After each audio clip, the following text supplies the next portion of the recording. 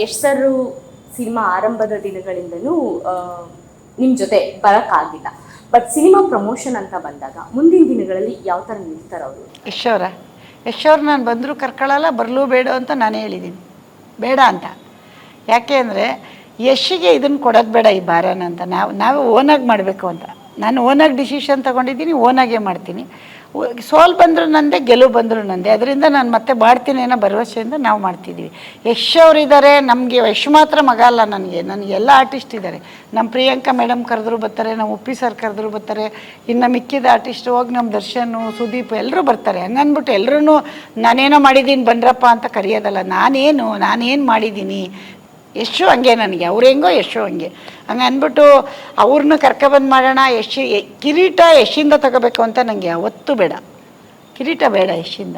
ಅವನು ಯಾವತ್ತೂ ನನ್ನ ಮಗನೇ, ನಾನು ಅವನ ತಾಯಿನೇ,